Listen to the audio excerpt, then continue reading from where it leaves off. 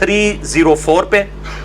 Number 3 अल मुस्तदरक लिल हाकिम में किताबुत तफसीर चैप्टर में 3540 और नंबर 4 दलाइलुन नबुव्वा इमाम बैहकी की किताब में 615 नंबर 615। ये 4 किताबों में इन्हीं 7 आयात के कॉन्टेक्स्ट में जो रोमन और पर्शियन अंपायर के बारे में प्रोफेसी आई कि अनकरीब ये गालिब आ जाएगी दोबारा से रोमन अंपायर पर्शियन अंपायर पे, जो अब इस वक्त उनको शिकस्त फाश हुई है, उस कॉन्टेक्स्ट में ये चारों किताबों में हदीस डिटेल के साथ मौजूद है। और यहां पे मैं ज़िम्नन बता दूं कि अल फौजुल कबीर फी उसूल तफसीर में शाह वलीउल्लाह देहलवी अल मुतवफ़ा 1176 हिजरी ने ये बात लिखी है कि कुरान हकीम की दी बेस्ट तफसीर जो है वो 3 किताबों का किताबुत तफसीर चैप्टर है। नंबर 1 सही बुखारी का किताबुत तफसीर चैप्टर, नंबर 2 जामिया तिर्मिज़ी का किताबुत तफसीर चैप्टर और नंबर 3 अल मुस्तदरक लिल हाकिम का किताबुत तफसीर चैप्टर। और अल्हम्दुलिल्लाह ये सब की सब किताबें उर्दू में भी आ चुकी हैं, इंग्लिश में भी आ चुकी हैं। तो जिस हदीस का मैंने हवाला दिया तिर्मिज़ी मुस्नद अहमद अल मुस्तदरक लिल हाकिम और दलाइलुन नबुव्वा इमाम बैहकी की किताब का, उस हदीस में है कि सैयदना इब्न अब्बास रदियल्लाहु ताला अन्हु कहते हैं कि उस वक्त की जो 2 बड़ी सुपर पावर्स थी रोमन और पर्शियन अंपायर, उनके दरमियान एक जंग हुई, बहुत घुमसान की जंग, और ये बात है 615 ईस्वी की। आज चल रहा है ना कि आज 26 अगस्त 2017 है, तो वो 615 ईस्वी, यानी आप समझ लें कि आज से तकरीबन 2000 साल, बल्कि 2100 साल के, 2000 भी नहीं कहना चाहिए, तकरीबन 1400 साढ़े 1400 साल के करीब पहले की बात है। ये आप सल्लल्लाहु अलैहि वसल्लम के मुबारक जमाने की, ग़ज़वा बदर से तकरीबन 5 साल पहले की बात है। ये 7 साल, और हिजरत मदीना से 5 साल पहले की। तो इसी हदीस के अंदर आता है कि जब रोमन अंपायर को फतह यानी मगलूब हुए पर्शियन अंपायर के हाथों, तो पर्शियन अंपायर जो थी अहले फारिस, वो मिस्र तक पहुंच गए और उन्होंने इनकी जो ओरिजिनल सलीब थी वो भी उठा के इधर ले आए ईरान के अंदर, क्योंकि ईरान ही उस वक्त उनका समझ लें गढ़ था। ईरान, इराक, ये सारी की सारी मिला के सल्तनत, अफगानिस्तान, ये पूरा एरिया पर्शियन अंपायर के पास था, और रोमन अंपायर के पास वो पूरा यूरोप, अफ्रीका, वो सारे का सारा एरिया पर्शियन जो रोमन अंपायर के पास था। ये 2 बड़ी सुपर पावर्स। तो उस वक्त मुसलमान जो है वो बड़े गमज़दा हुए कि पर्शियन अंपायर जो आतिश परस्त है वो जीत गए, और अहले किताब उनके साथ किसी दर्जे में हमदर्दी तो थी। इवन कुरान हकीम भी कहता है कि तुम इस्लाम के साथ जो है वो कुर्बत में सबसे ज्यादा उन लोगों को पाओगे जो कि नसारा है, क्रिश्चियंस है। तो मुसलमान भी ज़ाहिर है उनके साथ इस एतबार से अकीदत रखते थे, चलें जो भी है गॉड के मानने वाले तो हैं। जिस तरह आज क्रिश्चियंस जो है वो किसी दर्जे में मुसलमानों से अकीदत इस हवाले से रखते हैं कि उनके पादरी जब उनके गिरजों में को जाना छोड़ देता है तो मुसलमानों के हाथ बेच देते हैं, और वो गिरजे मस्जिदों में कन्वर्ट हो रहे हैं, यूरोप और अमेरिका में, इवन ऑस्ट्रेलिया के अंदर भी। तो बहरहाल मुसलमान बड़े गमज़दा हुए, मुशरिकीन अरब बड़े खुश हुए कि अनकरीब हम भी, बुत परस्त भी इन पर गलबा हासिल कर लेंगे, जो आसमानी इब्राहिमिक जो रिलीजन है उसके मानने वाले हैं, क्योंकि मुसलमान भी मानने वाले थे और क्रिश्चियंस भी। इब्राहिम अलैहिस्सलाम तो कॉमन पर्सनैलिटी है। तो मुसलमान जो है वो बड़े गमज़दा हुए, तो अल्लाह ताला ने मुसलमानों की दिलजोई के लिए ये आयात नाजिल फरमाई, सूरत रूम की पहली 7 आयात, और उसमें प्रेडिक्शन फरमा दी कि अगरचे रोम इस वक्त मगलूब हो चुका है, लेकिन गुलिबत रोम फी अदनल अर्द वहुम मिन बादी गलबिहिम सयगलिबून, अनकरीब वो गालिब भी आ जाएंगे, फी बिदअ सिनीन, 3 से लेकर 9 साल के अंदर अंदर। लिल्लाहिल अम्रु मिन क़ब्ल, पहले भी अल्लाह का हुक्म चलता था, वो मिन बाद, और बाद में ही अल्लाह का हुक्म चलेगा। व यौमइज़िन यफ़रहुल मुमिनून, उस दिन अहले ईमान खुशियां मना रहे होंगे। जब रोमन अंपायर को फतह होगी पर्शियन अंपायर के ऊपर, तो मुसलमान खुश होंगे कि अहले किताब का गलबा हुआ आतिश परस्त लोगों के ऊपर।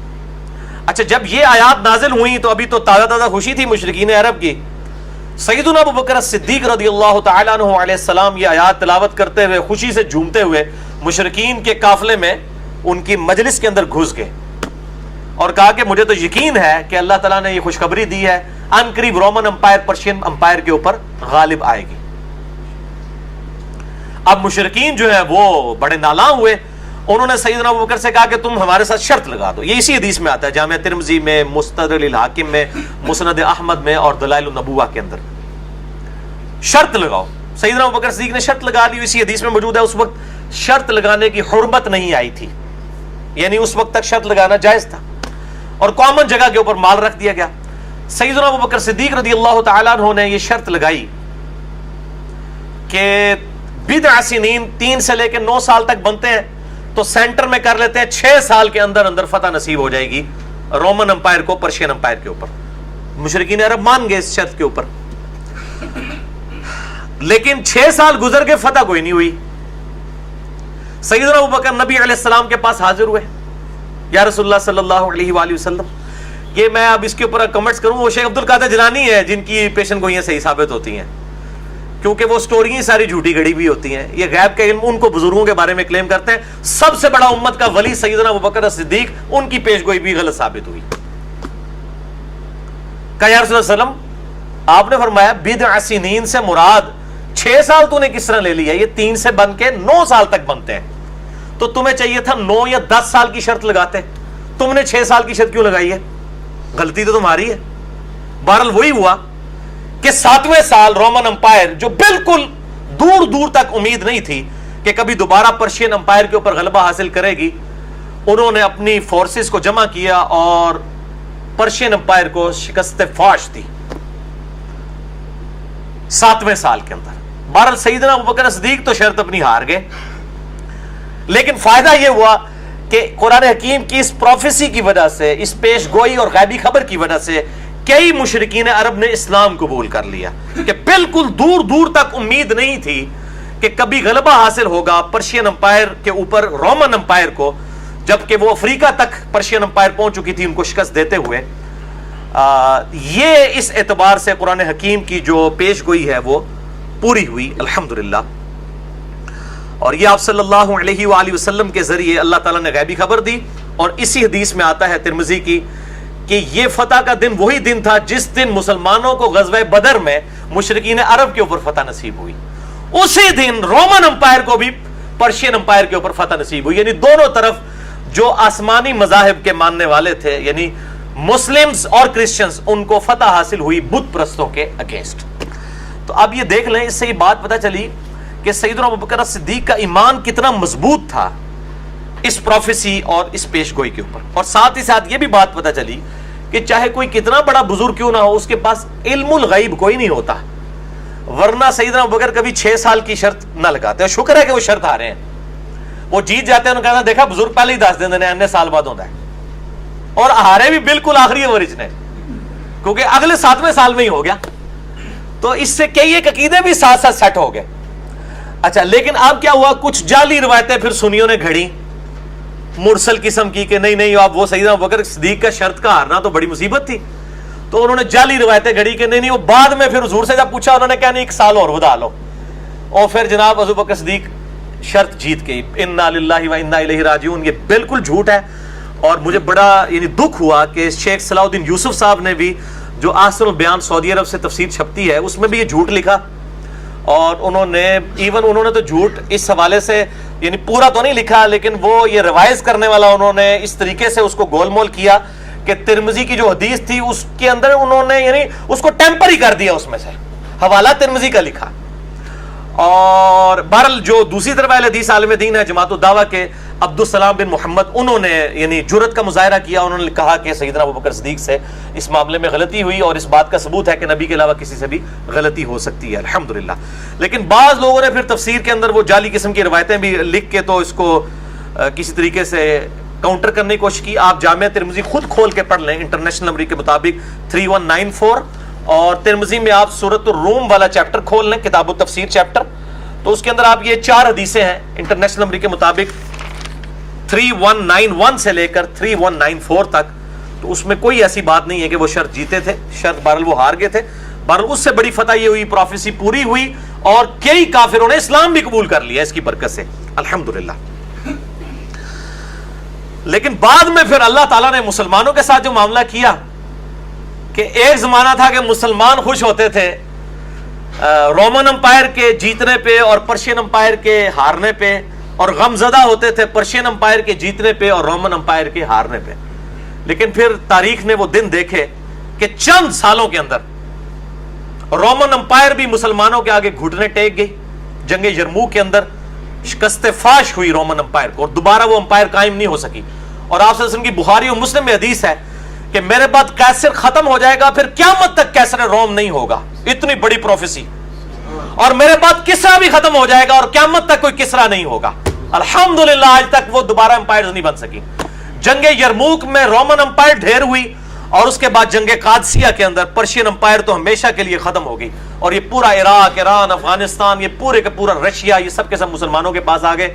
اور رومن امپائر کا بھی اچھا خاصا حصہ, حتیٰ کہ مسلمان جو ہیں وہ اس لیول تک گئے کہ پھر سلطان محمد فاتح کے دور کے اندر تقریباً 840 ہجری کی بات ہے, آج سے تقریباً 400 سال پہلے, 600 سال پہلے, جبکہ سلطنت عثمانیہ قائم ہوئی اور مسلمان جو ٹرکی ہے وہ گڑھ تھا, قسطنطینیہ وہاں پہ تھا, مسلمانوں نے اس کو فتح کر لیا.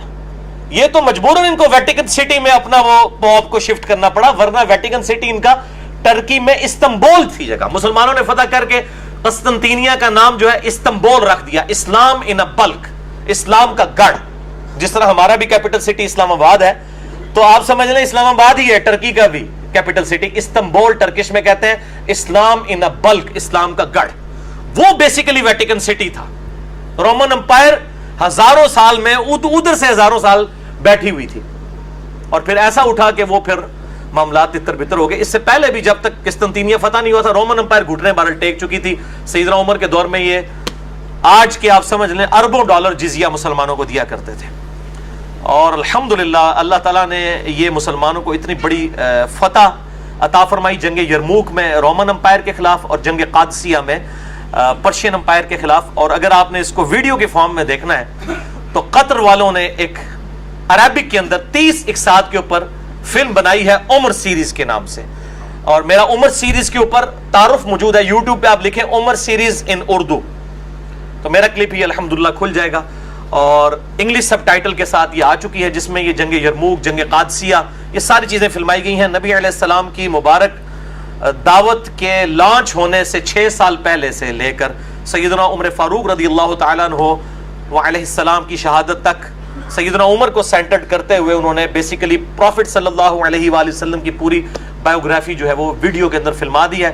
اور کوئی ہالی ووڈ کی فلم پکچرائزیشن کے پوائنٹ آف ویو سے اس سے کسی درجے بھی یہ فلم کم نہیں ہے جس اعتبار سے یہ محنت کی گئی ہے.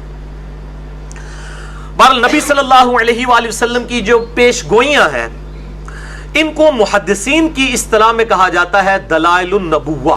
کیا کہا جاتا ہے؟ دلائل النبوہ, نبوت کے دلائل یا علامات النبوہ, نبوت کی علامتیں جو آپ صلی اللہ علیہ وآلہ وسلم پیشن گوئی فرماتے ہیں. پیش گوئی, مستقبل کی خبر دیتے ہیں, غیبی پروفیسی کہتے ہیں جسے ہم. یہ پورا ہونا آپ صلی اللہ علیہ وآلہ وسلم کی نبوت کی دلیلوں میں سے دلیل ہے. قرآن حکیم میں تو سب سے بڑی دلیل یہ رومن امپائر کا دوبارہ سے غالب آ جانا پرشین امپائر کے اوپر, اور پہلے ہی بتا دیا گیا 7 سال پہلے یہ پیش گوئی کر دی گئی. اور اس طرح کی پیش گوئی ہوئی کہ دور دور تک امید نہیں تھی کہ دوبارہ سے کبھی جو ہے رومن امپائر اٹھ کے تو پرشین امپائر کو شکست دے گی, جس طریقے سے پرشین امپائر نے قبضہ کر لیا ہوا تھا ان کے ملکوں کے اوپر. اس کو محدثین نے ٹاپک بنایا ہے. صحیح بخاری کے اندر باقاعدہ علامات النبوہ کا چیپٹر ہے, مشکات کے اندر آپ کو کمبائنڈ فارم میں تیسری جلد کے اندر یہ ساری چیزیں مل جائیں گی. البتہ سب سے بڑا کام اس حوالے سے اس امت میں امام حاکم نیشاپوری, جنہوں نے المستدرک للحاکم لکھی ہے, المتوفا 405 ہجری, ان کے لائق ترین شاگرد ہیں امام ابو بکر احمد بن حسین بن علی البیہقی, جنہیں امام البیہقی کہا جاتا ہے, المتوفا 458 ہجری. انہوں نے ایک کتاب لکھی ہے دلائل النبوہ. الحمدللہ یہ کتاب بھی جو 3286 احادیث کا مجموعہ ہے, 3286 احادیث ہیں, اردو میں 3 جلدوں میں شائع ہو کر الحمدللہ مارکیٹ میں آ چکی ہے. یہ اردو ترجمہ میرے پاس ہے. دلائل النبوہ امام ابو بکر احمد بن حسین بن علی البیہقی.